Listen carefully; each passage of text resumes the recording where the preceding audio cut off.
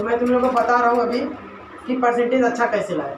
अब परसेंटेज अच्छा लाने के लिए पहले दो चीज़ मैं बता दूँ तुम लोग कि अगर जो बच्चा पढ़ा है और जो बच्चा नहीं पढ़ा है, दोनों को अलग अलग वे होता है पढ़ने का। क्योंकि अगर सेम तरीका होता तो दोनों सेम होते। अभी सेम नहीं है मतलब क्या, दोनों डिफरेंट तरीके से पढ़ते हैं और दोनों का कैपेसिटी अलग है। बट यहाँ पर कैपेसिटी डिपेंड करता है तुम्हारी मेहनत पे। अगर तुम मेहनत अच्छा कर रहे हो तो मतलब कैपेसिटी अपने आप डेवलप हो जाता है। ये नहीं कि तुम कैपेसिटी से मेहनत बनाओ, हमेशा इसी होता है। तो अपना कैपेसिटी, माइंड का कैपेसिटी कैसा बनता है, तुम कितना हार्ड वर्क करते हो, अपने दिमाग को कैसा चलाते हो, उस तरीके से चलेगा। एक एग्जांपल देता हूँ, जैसे कि समझ लो कि सोना तो जानती हो, जितना तुम उसको रगड़ोगे, जितना उसको पॉलिश करोगे, उतना ही ज़्यादा वो चमकता है। उसी तरीके से तुम्हारा माइंड होता है, तुम जितना ज़्यादा चलाओगे उतना ही ज़्यादा वो शार्प होते चले जाएगा और उतना ही माइंड तेज होगा। तो इसीलिए मैं सबसे पहले मैं ज़्यादातर विश्वास करता हूँ हार्ड वर्क पे, ना ही स्मार्ट वर्क। ये सब चीज़ में नहीं विश्वास करता, ज़्यादातर हार्ड वर्क मोस्ट इम्पोर्टेंट। क्योंकि स्मार्ट वर्क छोटे काम में यूज़ होता है और हार्ड वर्क बड़े काम में यूज़ होता है। अगर तुम्हें कोई बड़ा चीज़ करने का है तो उधर स्मार्ट वर्क नहीं चलेगा, उधर हार्ड वर्क चलेगा। अगर समझो कि तुम्हारा टेस्ट एग्जाम है तो तुम स्मार्ट वर्क से तुम इधर उधर करके मार्क्स ला सकते हो। लेकिन वही बोर्ड एग्जाम है, जेईई मेन एग्जाम है, कुछ इंजीनियरिंग मेडिकल का एग्जाम है, तुम उधर स्मार्ट वर्क करके कोई मार्क्स नहीं ला सकता, उधर पे हार्ड वर्क की ज़रूरत है। तो वही चीज़ मैं आज बताऊंगा कि हार्ड वर्क किस तरीके से करना है। और अभी जो समय बचा हुआ है 1 महीना, वो 1 महीने में तुम कितना मेहनत करोगे और किस तरीके से करोगे, कौन सा क्वेश्चन ज़्यादा इंपॉर्टेंट होगा, ये सब मैं एक्सप्लेन करूँगा। तो समझो कि अगर अभी तक बच्चा, मैं ये समझ के पढ़ाऊँगा कि अभी ये समझ के बता रहा हूँ कि अभी तक पढ़ाई नहीं हुआ तुम लोग का, 0 चल रहा है तुम लोग का। समझ लो 80% तुम लोग 20% पिछले साल पढ़े हो, 80% नहीं पढ़े हो। फिर भी तुम लोग 80 के अब 90 के आसपास जा सकते हो ईजिली। वो किस तरीके से जा सकते हो, देखो मोस्ट ऑफ द क्वेश्चन क्या होते हैं, मोस्ट ऑफ द क्वेश्चन इस तरीके से होते हैं कि वो कभी नहीं आते, वो बच्चा और समझता नहीं, वो स्टूडेंट को लोग को समझ में नहीं आता। तो वो तुम्हें पता करना चाहिए पहले कि क्या पढ़ना है और क्या नहीं पढ़ना है। अगर तुम्हें अच्छा मार्क्स लाना है तो सब्जेक्ट को 2 पार्ट्स में डिवाइड कर लो, क्या पढ़ना है और क्या नहीं पढ़ना है। समझे? ऐसा ज़्यादातर होता है कि बच्चे पढ़ने वाले भी रहते हैं लेकिन फालतू की चीज़ें पढ़ते रहते हैं। वो फालतू की चीज़ें उसे बोल नहीं सकते कि उससे नॉलेज मिलता है, लेकिन नॉलेज लेने का भी कुछ समय होता है। अभी बोर्ड एग्ज़ाम 1 महीना बचा हुआ है, तुम अपना बोर्ड एग्ज़ाम छोड़ के, कोई अपना बोर्ड क्वेश्चन पेपर छोड़ के, बोर्ड सिलेबस छोड़ के कुछ और पढ़ोगे नॉलेज लेने के लिए, वो चीज़ चलेगा क्या? नहीं चलेगा। उसका भी पर्टिकुलर समय होता है। ये अच्छा बात है कि नॉलेज लेना अच्छी बात है, लेकिन उसका भी समय होना चाहिए। तो जैसे कि मैं ये बता दूँ कि अगर तुम साइंस पढ़ रहे हो, मैथ्स पढ़ रहे हो, तो हर चीज़ में, हर सब्जेक्ट में कुछ 50% तक मान लो तुम्हारा जो होता है वो नॉलेज बेस होता है। मतलब बस वो नॉलेज के लिए दिया हुआ होता है, वो आने वाला नहीं रहता। तो तुम ये समझ लो बस खाली कि तुम्हें क्या नहीं पढ़ना है, तो तुम्हें अपने आप समझ में आ जाएगा कि क्या पढ़ना है। समझे? और वही चीज़ तुम पढ़ोगे वही बोर्ड एग्जाम में आएगा। अब जैसे कि पढ़ना क्या है, अभी जो नहीं पढ़ना है फिर भी 80% 90% लाना चाहता है, ऐसा होप होता है लोगों का।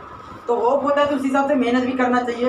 लेकिन चलो अगर नहीं किए हो फिर भी मैं तुम लोगों को बता रहा हूँ क्या करना है। अगर समझो कि जो नहीं किया अभी तक, तो सबसे पहले एक इम्पोर्टेंट बात, तो क्वेश्चन पेपर अपने पास रखे, बोर्ड क्वेश्चन पेपर। अब बोर्ड क्वेश्चन पेपर 5 से 6 साल का क्वेश्चन पेपर उठा लो। अब 5 से 6 साल क्वेश्चन पेपर क्यों बोल रहा हूँ, क्योंकि तुम बोर्ड क्वेश्चन पेपर ऑब्जर्वेशन कर लो। अगर तुमको विश्वास नहीं तो तुम क्वेश्चन पेपर ऑब्जर्व करो। हर साल रिपीटेड क्वेश्चन होता है, रिपीटेड क्वेश्चन। अगर समझो सेम क्वेश्चन ही नंबर चेंज करके आ जाते हैं, तो अगर तुम उस तरीके से किए रहोगे, 6 साल का अगर क्वेश्चन पेपर करते हो 5 साल का, तो तुम्हें ये मालूम रहेगा किस तरीके से क्वेश्चन आता है और कौन सा क्वेश्चन ज़्यादा आया होगा।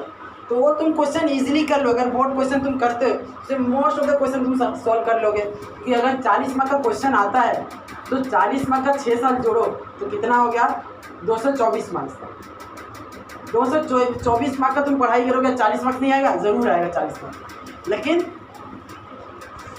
उस तरीके से करना भी पड़ेगा। जैसे ये नहीं कि अभी यहाँ इंपॉर्टेंस दे रहा हूँ, उसमें भी बच्चे लोग, स्टूडेंट अपना इंपॉर्टेंस निकालते हैं। मैं 100 मार्क का इंपॉर्टेंस दिया, उसमें से अपना इंपॉर्टेंस 50 मार्क का निकालते हैं। तो वो इंपॉर्टेंस नहीं चाहिए। जो इंपॉर्टेंस दिया वो इंपॉर्टेंस होता है, मतलब खुद सिलेबस कम करके दिया हुआ है, अपना कम उसमें नहीं करना है किसी को। तो इसी तरीके से आप देखो, पहला मैंने क्या बोला, 5 to 6 ईयर क्वेश्चन पेपर। देखो 5 to 6 ईयर क्वेश्चन पेपर करना है। अब ये उस बच्चों के लिए जो अभी तक कुछ किया नहीं है, नहीं कि अभी तुम पूरा पढ़ाई किए हो अच्छे से, अभी तुम फिर से क्वेश्चन पेपर के पीछे जाओ, ऐसा नहीं करने का है। मैं उस बच्चों के लिए बता रहा हूँ, पहले जो बच्चा अभी पूरे साल मेहनत नहीं किया है तो वो बच्चा क्या करे, अभी इस समय से सबसे पहले 5 से 6 साल का क्वेश्चन पेपर प्रैक्टिस करें। अब 5 से 6 साल का क्वेश्चन पेपर प्रैक्टिस करे और उसके बाद देखो उसका कितना खुद पे खुद से एहसास होगा कि हाँ मेरा कुछ तो पढ़ाई हुआ है, कुछ क्या उसका 50% ईजिली आएगा। अभी आगे का जो प्रोसेस है देखो क्या करना है। आगे का प्रोसेस जैसे कि अगर मैं साइंस का एग्जांपल लेता हूँ, साइंस 1 एंड साइंस 2। तो अगर साइंस 1 लेता हूँ, साइंस 1 सबसे पहले साइंस 1 लेता हूँ, चलो 2 लेता हूँ, 2 ज़्यादा एक्सप्लेन कर सकता हूँ अच्छे से।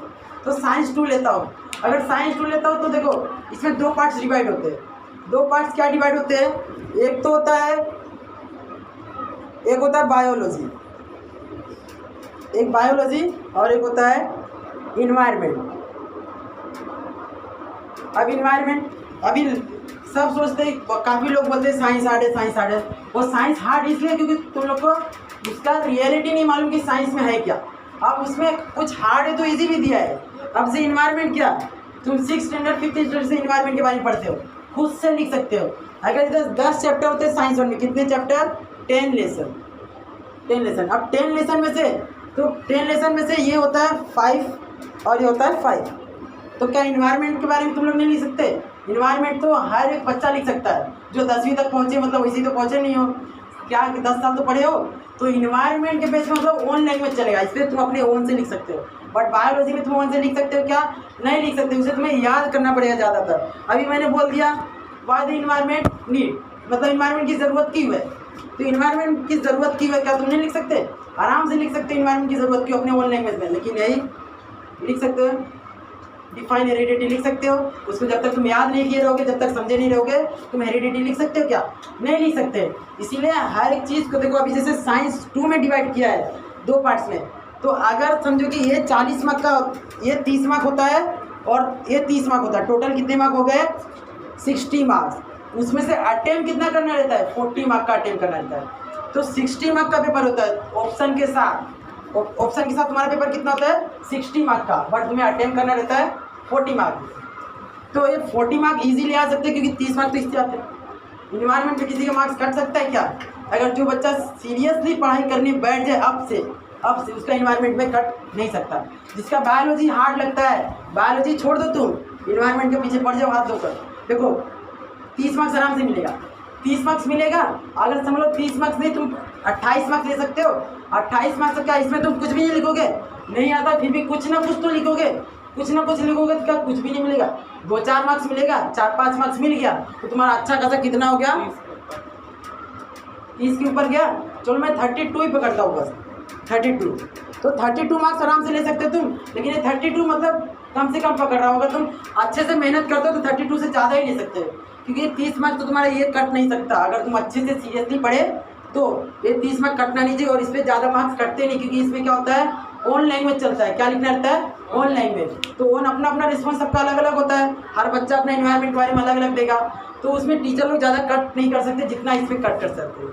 तो इसीलिए मेन फोकस क्या होना चाहिए, इन्वायरमेंट, जिसका बायोलॉजी वीक है, समझे। तो आराम से इसका 60 मार्क्स है, 32 मार्क्स आएगा। अच्छा बताओ 32 मार्क्स ये आया, 32 मार्क्स ये आया। ऐसा साइंस 1 में ले लो, साइंस 1। अच्छा साइंस 1 भी डिवाइड होता है 2 पार्ट्स में, केमिस्ट्री और फिजिक्स, केमिस्ट्री एंड फिजिक्स।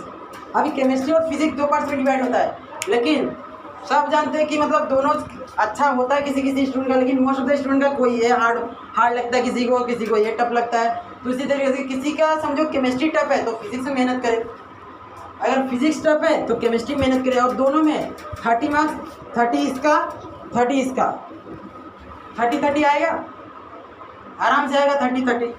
अब 30 आ रहा है तो क्या तुम इसको अपना 30 अपना बनाओ, तुम डिसाइड करो कि मैं कौन सा 30 ले सकता हूँ।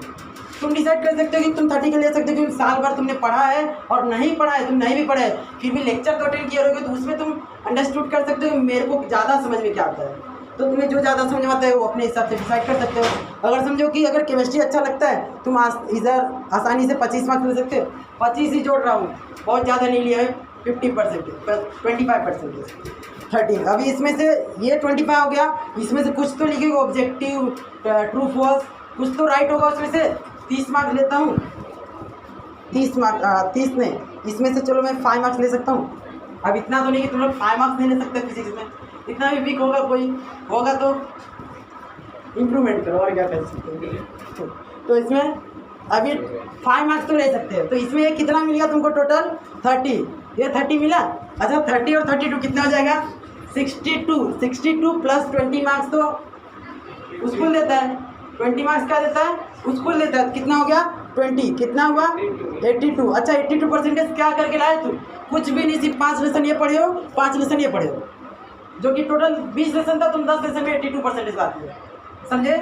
वही अगर तुम 10 लेसन के अलावा अगर 2-3 लेसन बढ़ा दो, तो सोचो कि 2-3 लेसन बढ़ा देने से तुम्हारा 90 नहीं पहुंच सकता है, तो 90 भी ला सकते हो तुम।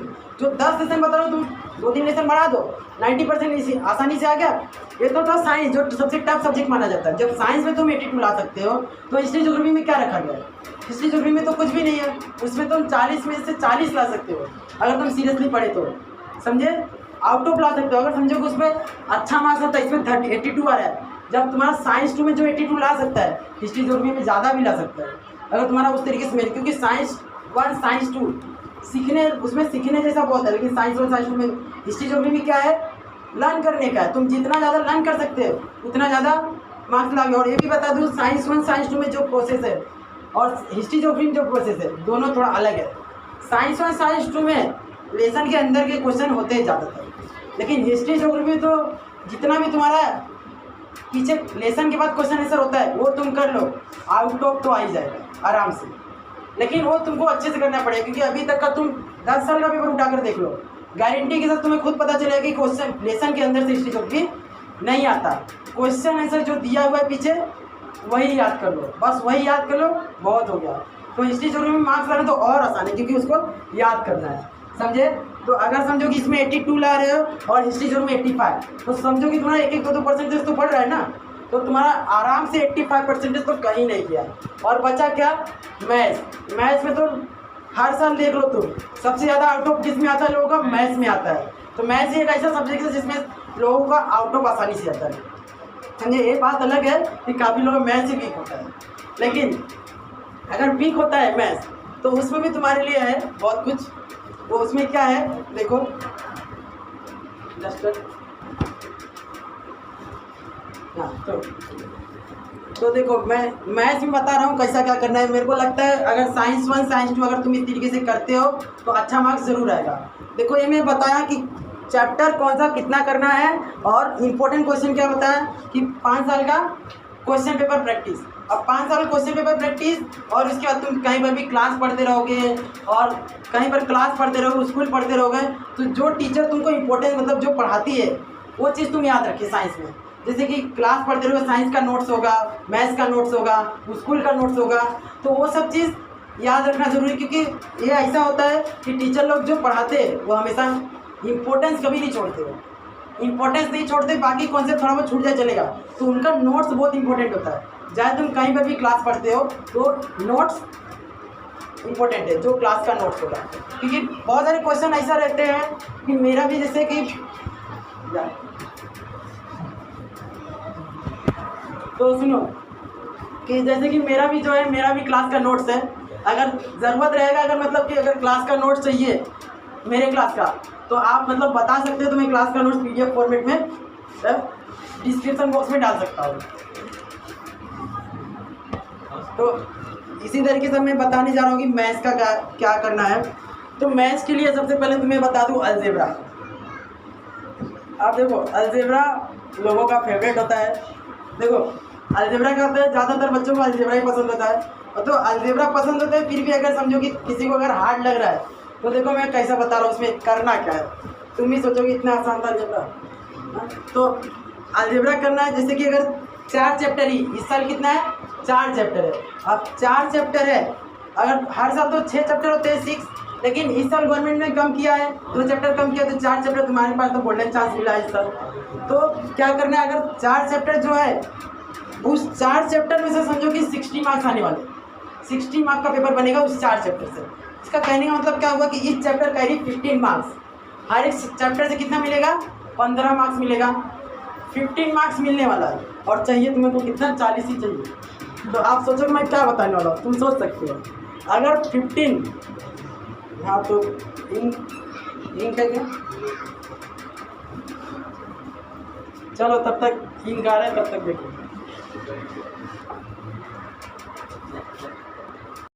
देखो तो मैं क्या बता रहा हूँ, जैसे कि अलजेब्रा, अब अलजेब्रा में मैं ये बता रहा हूँ कि जैसे कि अलजेब्रा के 4 चैप्टर से 60 मार्क का पेपर बनने वाला है। मतलब क्या हुआ कि हर एक चैप्टर कितने मार्क का होगा 15 मार्क्स, तो हर एक चैप्टर 15 मार्क का हो रहा है और तुम्हें मार्क्स चाहिए बस 40, तो 40 मार्क्स चाहिए। तो समझो कि 4 चैप्टर, अगर 2 चैप्टर करते हो कोई, तो 2 चैप्टर करते हो कितना मार्क्स आ गया 30 मार्क्स, तो ऐसे ही आ गया।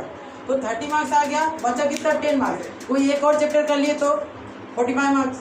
तो समझो कि जो तुम्हारा 4 चैप्टर बहुत टफ लग रहा है तुम लोग, उसमें से 3 करो 2 करो, बस 2 भी किए ना तभी 30 मार्क कम नहीं है, ज्योमेट्री बाकी है अभी क्योंकि। तो सुनो, अगर 4 चैप्टर, उसमें से देखो चैप्टर का नाम भी लिख देता हूँ, लीनियर इक्वेशन, फिर क्वाड्रेटिक इक्वेशन।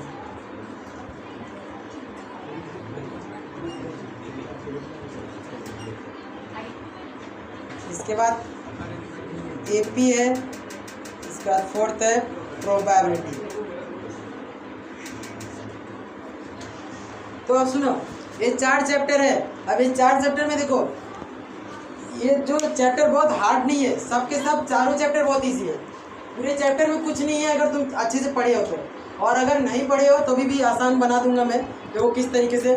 पहली बात तो जिसको अभी स्टार्ट करने जा रहा है, कोई भी बड़े चैप्टर से मत स्टार्ट करो, क्वाड्रेटिक्स प्रोबेबिलिटी से स्टार्ट करो। बिकॉज ऑफ प्रोबेबिलिटी इतना इजी चैप्टर है, तुम करोगे तो तुम्हें खुद कॉन्फिडेंस आएगा और तुम्हें अच्छा लगेगा हाँ मेरा आंसर आ रहा है, तब तुम्हें आगे दूसरा चैप्टर करने का मन भी करेगा।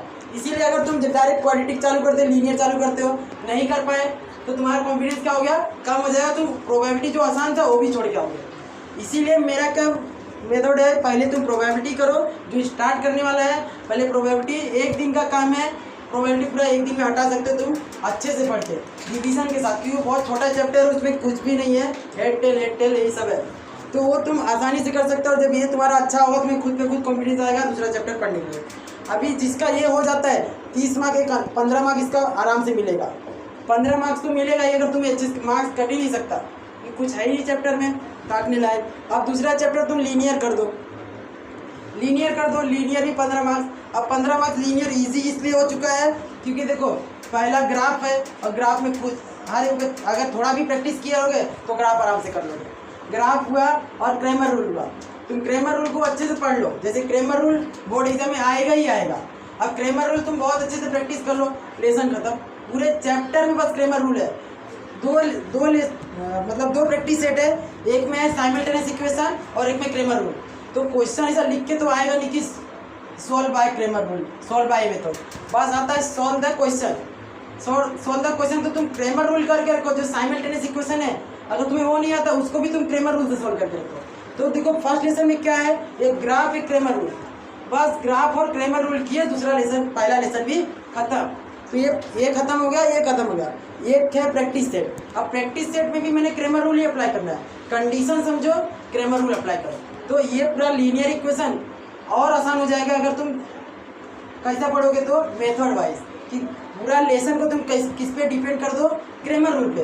तुम लेसन छोड़ो, बस तुम्हें क्रेमर रूल याद करो कि पूरा लेसन में मैं क्या सीख रहा हूँ, क्रेमर रूल सीख रहा हूँ, क्योंकि हर एक क्वेश्चन तुम किससे सॉल्व करोगे, क्रेमर रूल से सॉल्व कर दो और आसानी से उस पर मार्क्स ले सकते थे।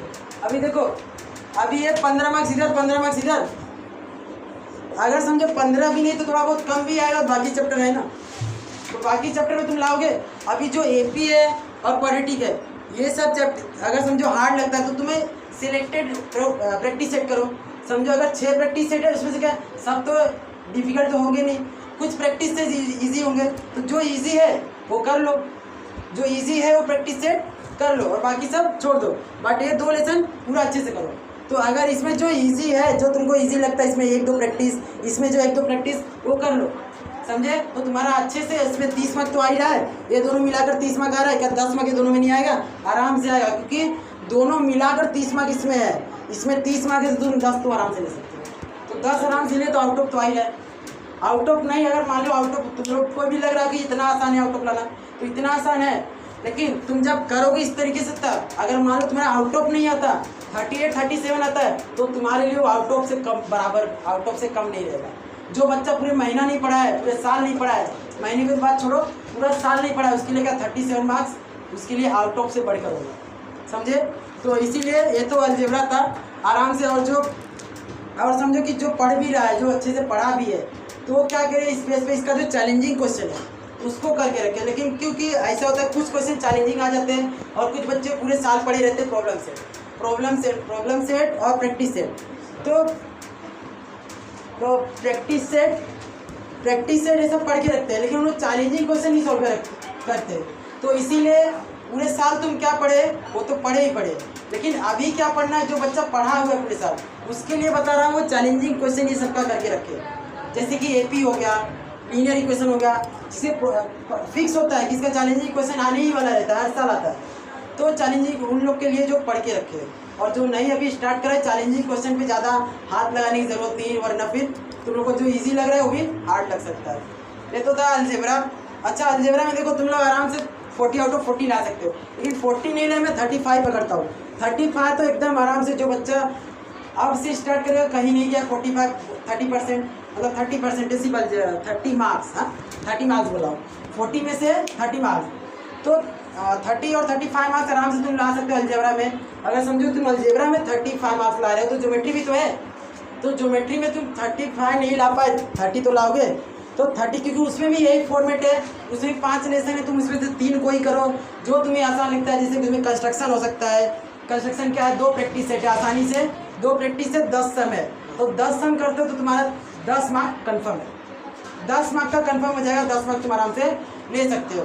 फिर उसी तरीके से कोऑर्डिनेट ज्योमेट्री है, कोऑर्डिनेट ज्योमेट्री भी आसान है। पाइथागोरस देखो 2 एक्सरसाइज था, लेकिन इस साल कितना है, एक ही बचा हुआ, तो एक एक्सरसाइज तुम लोग नहीं कर पाओगे, आराम से कर सकते हो। एक एक्सरसाइज में कितना, 10 सम है, चलो 10 सम है। अगर तुम पाइथागोरस करते हो ना, पे टेंशन, सब लोग ध्यान दे पहले मैं क्या बोलाऊँ। तो अगर 10 सम है, अगर 10 सम है प्रैक्टिस सेट में, तो 10 सम तो तुम आराम से कर ही सकते हो। तो कौन सा तुम्हारा चैप्टर हुआ, देखो कंस्ट्रक्शन में 10 सम था, वो 10 सम तुम कर सकते हो। फिर बचा क्या, पाइथागोरस में 10 सम है, वो 10 सम कर सकते हो। फिर बचा कोऑर्डिनेट ज्योमेट्री, 2 प्रैक्टिस सेट है, और 2 प्रैक्टिस सम मिलाकर तुम्हारे पास मेरे ख्याल से 17-18 क्वेश्चन है। तो 10 17-18 क्वेश्चन 2 प्रैक्टिस सेट मिलाकर, तो 17-18 सम उसमें है, और 10 पाइथागोरस 10 कंस्ट्रक्शन, कितना हो गया 40 क्वेश्चन। मैं 40 क्वेश्चन पकड़ के चलो, क्या 40 क्वेश्चन तुम नहीं कर सकते आसानी से? कब 40 क्वेश्चन नहीं कर पा रहे हो तो मतलब कुछ भी नहीं। तो 40 क्वेश्चन हर एक बच्चा कर सकता है, एक दिन का काम है बस। एक दिन में तुम चाहो, अगर तुम चाह लो तो कुछ भी कर सकते हो। सुने तो वही, ये तो डायलॉग नहीं सुने तुम लोग, चाह है तो राह है, तो अगर तुम चाह लिए तो पक्का अपने आप रास्ता निकल जाता है। तो इसीलिए अगर तुम्हें 40 क्वेश्चन सॉल्व करना है, एक दिन में करो, ज़्यादा से ज़्यादा 2 दिन में लो, लेकिन हो जाएगा। तो अगर वो कर ले तो 30 मार्क्स तुम्हारा कहीं गया हुआ नहीं है। मैं ऑप्शन में क्या छोड़ दिया, सर्कल एंड ट्रिग्नोमेट्री, लेकिन जो बच्चा इंटरेस्टेड है थोड़ा बहुत तो पढ़ सकता है, नहीं भी पढ़ा फिर भी उसके पास 35 मार्क्स कहीं नहीं गया है। अगर समझो मान लो 35 में से मैं 30 मार्क्स जोड़ता हूँ तो कितना हो गया, 65 मार्क्स होगा। 65 मार्क्स और 20 मार्क्स मिलेगा तुमको ओरल से, तो 85 हो रहा है, आराम से 85 हो रहा है। तुम और भी 85 में कम से कम ले रहा हूँ, तुम मैथ्स में चाहो तो आउट ऑफ लेकर आ सकते हो, आउट ऑफ ला सकते हो, और कोई तुम्हें रोक नहीं सकता, समझे। कि रोकने वाला खुद होते हैं, हमें सिर्फ हम ही रोक सकते हैं, कोई दूसरा कोई रोक नहीं सकता, समझे। अगर तुम अपने आप माइंड को अगर कंट्रोल कर लिए तो तुम्हें कोई रोक नहीं सकता। तुम्हें मालूम है आज जो लोग भी सक्सेस हो कैसे है, क्योंकि उनको कोई रोका नहीं, उन लोगों ने अपने माइंड को कंट्रोल करके रखा है, जिसकी वजह से उनको रोकने वाले आज तक आए नहीं, समझे। तो अगर तुम कभी रुकना नहीं चाहते तो तुम अपने माइंड को कंट्रोल करके रखो, समझे। तुम अपने माइंड में माइंड सेट बनाकर रखो मुझे ये करना है, तो देखो कैसे नहीं होगा, समझे। तो आसानी से इसमें भी 85% आ गया, बचा क्या, हिस्ट्री ज्योग्राफी में तुम 90 वाले है ही हो, तो 90% ला ही दोगे। तो सब में 85 90 आ ही रहा है। बच्चा क्या लैंग्वेज में थोड़ा मार्क्स जा सकता है तुम्हारा, और लैंग्वेज में मार्क्स जा सकता है। काफ़ी बच्चे हिंदी में बहुत अच्छा मार्क्स लाते हैं। तो कोई भी 2 लैंग्वेज तुम बहुत अच्छा करके रखो। अब 2 लैंग्वेज अच्छा कैसे करके रखोगे? आप समझो कि किसी का मराठी वीक है तो मराठी तुम ऑप्शन में रखो, और 2 लैंग्वेज एकदम अच्छे से प्रैक्टिस करो। उसका राइटिंग स्किल प्रैक्टिस करो, उसका पैसेज सॉल्व करो, रोज़ एक पैसेज सॉल्व करो। मतलब एक पैसेज मतलब एक क्वेश्चन पेपर सॉल्व करो रोज़ का। देखो तुम्हारा खुद पे खुद लैंग्वेज अच्छा हो जाएगा 4-5 दिन के अंदर 4-5 दिन के अंदर तुम्हें ऐसा लगेगा कि हाँ मैं लैंग्वेज में इंप्रूवमेंट किया, ऐसा तुम्हें खुद लगेगा। अंडरस्टैंड? तो ये लैंग्वेज का भी मैं बता दिया, आसानी से हो सकता है। तो सुनो, तो देखो तो मैं लैंग्वेज बता रहा था। लैंग्वेज में क्या बता रहा था, अगर लैंग्वेज तुम्हें अपना बेस्ट करना है तो तुम अपना question paper practice 4-5 question paper, मतलब हर दिन क्वेश्चन पेपर प्रैक्टिस करो। 4-5 दिन में किए तो तुम्हें अच्छा लगेगा, और खुद पे खुद तुम्हें एहसास होगा कि हाँ मेरा लैंग्वेज बेस्ट हो रहा है। समझे? और लैंग्वेज बेस्ट हो गया तब समझ लो तुम्हें परसेंटेज लाने से कोई रोक नहीं सकता। लैंग्वेज भी ज़्यादा मार्क्स आता है, और लैंग्वेज पे ज़्यादा मार्क्स इसलिए जाता है क्योंकि वो सोचते हैं कि सब तो पैसे जाएगा, और पैसे ढूंढना इतना आसान नहीं होता। तुम पैसे ढूंढने का प्रैक्टिस करो, पैसे में से आंसर कैसा निकालेंगे, उसका ऑब्जेक्टिव टाइप बहुत सारे क्वेश्चन होते हैं, पर्सनल रिस्पॉन्स होते हैं, वो सब लिखने की प्रैक्टिस करो। और 3 घंटे के पेपर होता है तो 3 घंटे में काफ़ी बच्चों का पेपर ही नहीं कंप्लीट हो पाता। वो सब समय अपना मेंटेन करो, घर पे बैठे बैठे 3 घंटे का पेपर लिखो, और तुम्हारा समय मेंटेन करो, मेरा 3 घंटे में हो पा रहा है कि नहीं हो पा रहा है, तो तुम्हारा लैंग्वेज बेस्ट होगा। और लैंग्वेज मतलब प्रैक्टिस से ही बेस्ट हो सकता है। उसमें कोई ये नहीं बता सकता कि ये लेटर याद कर लो ये तुम्हें आ जाएगा, इसमें इंपॉर्टेंस कोई नहीं बता सकता। जैसे बाकी सब्जेक्ट में इंपॉर्टेंस बता सकते हो, इसे लैंग्वेज में इंपॉर्टेंस नहीं होता। बस इसमें ये बता सकते हैं कि राइटिंग स्किल पे ज़्यादा फोकस रखें, राइटिंग स्किल का प्रैक्टिस करें, और पर्सनल रिस्पॉन्स का प्रैक्टिस करें। तो ये सब जो ज़्यादा स्कोरिंग है, इस सब में स्कोरिंग लाइन होते हैं, स्कोरिंग टॉपिक होते हैं, ये सब चीज़ का आराम से तुमको मार्क्स मिल सकता है। इसके बाद आप इसमें और बता दूं तुमको कि जैसे कि लैंग्वेज बता दिया मैं। अभी लैंग्वेज के बाद जैसे कि ये लैंग्वेज क्यों मैंने बताया कि 2 बेस्ट करके रखो। 2 बेस्ट करने के लिए इसलिए बताया क्योंकि एक तुम ऑप्शन में तुम्हारा जा सकता है, क्योंकि बेस्ट ऑफ 5-6 में से 5 का ही परसेंटेज निकालते हैं, तो एक तुम्हारा ऑप्शन में चले जाएगा। अगर समझो किसी का मराठी वीक है तो मराठी में अगर कम मार्क्स आता है तो उसमें कोई तुमको दिक्कत नहीं होगी कि एक सब्जेक्ट तुम्हारा ऑप्शन में जाएगा, बट उसमें बस पासिंग मार्क्स तो आने चाहिए कम से कम। तो परसेंटेज में वो काउंट नहीं होगा, जो तुम्हारा हाईएस्ट होगा 5 सब्जेक्ट वही काउंट होगा। तो मैंने हिस्ट्री जो भी बता दिया, साइंस 1 साइंस 2 बताया, अलजेब्रा ज्योमेट्री बताया, हर एक चीज़ में तुम्हारा 85 आ रहा है। 85 अगर आ रहा है, और 2 लैंग्वेज बेस्ट करने का मैं तरीका बताया कि क्या करना है, प्रैक्टिस करना है, क्वेश्चन पेपर निकाल के पैसेज जो पैराग्राफ आता है उसे तुम्हें प्रैक्टिस करना है, सॉल्व करने की कोशिश करो। तो ये सब अगर करते तुम्हारा आसानी से 85 परसेंटेज दिख रहा है। जिस तरीके से एक्सप्लेनेशन तुम अगर ध्यान दिए रहोगे तो तुम्हें समझ में आ गया रहेगा। और उसके बाद भी अगर मैं बता दूं कि अगर जिसका मैंने इंपॉर्टेंट क्वेश्चन की बात की थी स्टार्टिंग में वीडियो के, तो अगर तुम्हें क्वेश्चन इंपॉर्टेंट नहीं समझ में आ रहा है तो तुम्हें और एक तरीका इस साल गवर्नमेंट ने गोल्डन चांस दिया है स्टूडेंट लोगों को कि क्वेश्चन बैंक ही अपलोड किया गया है। तो क्वेश्चन बैंक की पूरा प्रैक्टिस कर ले, फिर भी 85 आराम से आ जाए, क्योंकि क्वेश्चन बैंक दिया हुआ है, मतलब गवर्नमेंट ने दिया है तो सोच समझ के दिया है। क्योंकि इस साल मोस्ट ऑफ द स्टूडेंट का पढ़ाई हुआ नहीं है, और स्कूल में भी उतना पढ़ाई हो नहीं पाया क्योंकि समय बहुत कम होने के कारण। तो इसके लिए जो क्वेश्चन बैंक है उसे ज़्यादातर प्रैक्टिस करें। और क्वेश्चन बैंक जो है, अभी क्वेश्चन बैंक अगर उसका सोल्यूशन अगर नहीं होता है तो मैं वीडियो के डिस्क्रिप्शन में मैं उसका सोल्यूशन भेज दूँगा कि कैसा। अभी जैसे कि मैं इधर इसका जल्दी वीडियो आने वाला है, एक वीडियो क्वेश्चन बैंक के सोल्यूशन पे। अब क्वेश्चन बैंक के सोल्यूशन में जैसे मैं इधर बताऊंगा, इधर देखो देख सकते हैं आप कि क्वेश्चन बैंक सोल्यूशन है। इधर पे मैं क्लिक करके किसी का भी सोल्यूशन निकाल सकता हूँ। तो इसका जल्दी वीडियो आने वाला है, जो आप देख सकते हो, हर एक का सोल्यूशन मिल जाएगा तुम्हें।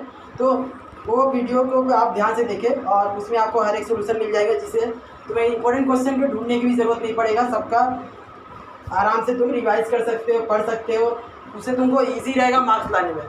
तो इसी तरीके से सभी सब्जेक्ट को बता दिया, तुम्हें कैसा पढ़ना है, कौन सा इंपॉर्टेंट क्वेश्चन, सब कुछ बता दिया। अब इसके बाद मैं एक और चीज़ बताना चाहूँगा कि मतलब लोग पढ़ तो रहे हो तुम लोग, लेकिन पढ़ना अभी जिस तरीके से तुम पढ़ते हो ऐसा नहीं पढ़ना। अभी पढ़ाई में थोड़ा चेंजेस लाने का, हर समय पर चेंजेस लाना ज़रूरी होता है कि जैसा समय वैसा काम करने का तरीका होना चाहिए।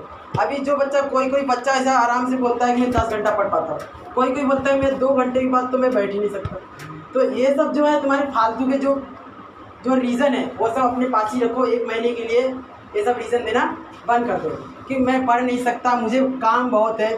बहुत सारे स्टूडेंट लोग को बहुत सारे काम होते हैं, तो 1 महीने के लिए सभी काम बंद कर दो। वो कोई भी काम की ना है, व्हाट्सअप, फेसबुक, सब कुछ 1 महीने के लिए सब कुछ छोड़ के बस इतना समझ लो कि मेरे लाइफ में बस आज के समय में 1 महीने के लिए पढ़ाई से बड़ा कोई चीज़ नहीं है। जो कुछ भी है पढ़ाई है। अभी घर पे भी काफ़ी लोग रहते हैं, बहुत मस्ती करते हैं अपने छोटे भाई बहन जैसे यहाँ पर, तो उसी तरीके से अपना जो भी होगा, मतलब कोई मस्ती नहीं, कोई 1 महीना जो है तुम उस तरीके से काम करो। जैसे कि अगर समझो कि एक एग्जांपल देना चाहूँगी, अगर समझो कि तुम अगर 8 दिन से अगर पानी नहीं पिए तो तुम्हारे पास क्या दिमाग में आएगा? अगर सोचो, बस सोचो कि 8 दिन से कोई पानी ना पिए रहे तो 8 दिन में वो क्या सोचा है, उसके माइंड में क्या चलेगा? तुम सोचो, समझो, एकदम अच्छे से समझो कि वो 8 दिन में कोई पानी के अलावा कोई चीज़ सोच सकता है? पानी के अलावा कोई चीज़ नहीं सोच सकता। उसको फेवरेट चीज़ में से कुछ ला कर दो फिर भी वो नहीं लेगा, बस उसे पानी ही पसंद होगा क्योंकि 8 दिन से वो प्यासा रहेगा। तो समझे, वो होता है प्यास। तो उसी तरीके से तुम्हें ये याद रखना है कि वो जो पानी से मैं कंपैरिजन इसलिए किया, मैं ये बताना चाहता हूँ कि आपसे तुम पढ़ाई ये समझ के रखो कि मेरा जो काम है बस पढ़ाई है। जैसे कि वहाँ पर 8 दिन से तुम प्यासा रहोगे, तुम्हें उस समय दूसरा कुछ दिखेगा क्या? नहीं दिखेगा। पानी के अलावा कोई चीज़ दिखेगा नहीं। आज से तुम्हें वैसे ही होना चाहिए कि पढ़ाई के अलावा कोई चीज़ दिखना नहीं चाहिए, समझे क्या? तब जाकर तुम पढ़ पाओगे। और उस तरीके से जो पढ़ा तो उसका परसेंटेज लाने से कोई रोक नहीं सकता। क्योंकि अगर 10 घंटा बच्चा पढ़ रहा है, 10 घंटा मतलब बहुत होता है, बहुत। और 10वीं बहुत हार्ड नहीं है, बहुत ईजी है। मतलब 10th तुम जब भी 11th में जाओगे तुम खुद ही एहसास करोगे 10th बहुत आसान है। वो एहसास तुम इस साल ही कर सकते हो अगर तुम पढ़ो। अगर अभी से जो पढ़ाई नहीं कर रहा है तो मेरा मानना है कि अगर तुम अभी से जो पढ़ाई नहीं किया है, आज से तुम 10 से 12 घंटा पढ़ना चालू करो। 10 से 12 घंटा मतलब ऐसा काफ़ी लोगों को लग रहा है 10 से 12 घंटा ये फालतू है 10वीं के लिए, लेकिन वो 10 से 12 घंटा तुम 1 महीना पढ़ोगे, उसका रिजल्ट, उसका फ़ायदा तुम्हें ज़िंदगी भर दिखेगा। क्योंकि 10 से 12 घंटा मतलब काफ़ी लोग बोलते हैं ज़्यादा पढ़ना नहीं चाहिए, वो बात सही है, लेकिन हर चीज़ का समय होता है। अभी तक ज़्यादा नहीं पढ़े तुम लोगों को ज़रूरी, ठीक है, लेकिन अभी जो बच्चा पढ़ा भी है और जो बच्चा नहीं पढ़ा है, अगर पढ़ा है फिर भी वो ज़्यादा से ज़्यादा समय अपना स्टडी पे टाइम वेस्ट करे। ये नहीं कि मेरा पढ़ के हुआ है इसलिए मैं ज़्यादा समय नहीं दे सकता और जो पढ़ा है नहीं पढ़ा है वही टाइम लगा है। ऐसा नहीं, जो पढ़ा हुआ है वो भी बार बार रिवाइज करे। बार बार रिवाइज करने से ही तुम अच्छा मार्क्स ला सकते हो। क्योंकि कभी कभी तुम्हारा रिवीजन नहीं हुआ रहता तो एग्जाम में बैठ जाते हो, क्वेश्चन देखते हो, तुम्हें लगेगा आ रहा है, लेकिन जब लिखने जाओगे तो तुम्हें आधा आएगा, आधा भूल जाओगे। तो ऐसा चीज़ नहीं होना चाहिए। और ऐसा चीज़ कब नहीं होगा? जब तुम प्रैक्टिस करोगे, तो बार बार रिवाइज करोगे तो इसीलिए मैं सभी से मतलब वो करूँगा रिक्वेस्ट कि अगर पढ़ रहे हो तो अच्छे से पढ़ो और नहीं पढ़ रहे हो तो फिर भी कोशिश करो अच्छे से ही पढ़ने का। और क्योंकि पढ़ाई के अलावा कोई नहीं, मतलब पढ़ाई में एक ऐसा पावर है, education is the power which change the world. मतलब क्या है? वो दुनिया चेंज कर सकता है, तुम्हारा लाइफ चेंज कर सकता है, समझेगा? इसीलिए तुम एजुकेशन को एक पावर समझ के चलो कि ये मेरा एक ताकत है। कोई भी इंसान अपना ताकत खोना नहीं चाहता हो, कोई भी क्यों ना हो। इसीलिए अपना ताकत खोना कोई मत चाहो कि मैं अपना ताकत खो दूँ। तो इसीलिए जो अभी का समय बचा हुआ है, अभी का समय, उसको ज़्यादा से ज़्यादा समय पढ़ाई पे लगाए। अब ज़्यादा से ज़्यादा समय पढ़ाई में, देखो अभी भी तुम्हारे पास बहुत ज़्यादा समय, क्योंकि मैंने बोला 1 महीना मतलब 720 आवर है। 720 आवर अगर इंसान 1 घंटे में क्या से क्या कर सकता है, 700 घंटे में पकड़ रहा हूँ, उसमें समझो कि बहुत घंटे तुम्हारा वेस्ट होने वाला है। तो 600 घंटे पकड़ रहता हूँ, 6 घंटे 600, तभी भी बहुत समय, तुम बहुत कुछ कर सकते हो, समझे? इसीलिए तो आज के लिए बस इतना ही करता हूँ, ज़्यादा मैं वीडियो बड़ा नहीं करना। अच्छा लगता है तो वीडियो को लाइक, शेयर एंड कमेंट करें और शेयर करना ना भूलें, क्योंकि इस वीडियो से आपके साथ आपके दोस्तों को फ़ायदा होना चाहिए। कि अगर आपके दोस्तों का फ़ायदा आपके वजह से, तो उसका खुशी आपको भी मिलेगा। तो इसी के साथ मैं ये वीडियो को एंड करता हूँ। मिलेंगे नेक्स्ट टाइम, नेक्स्ट वीडियो में।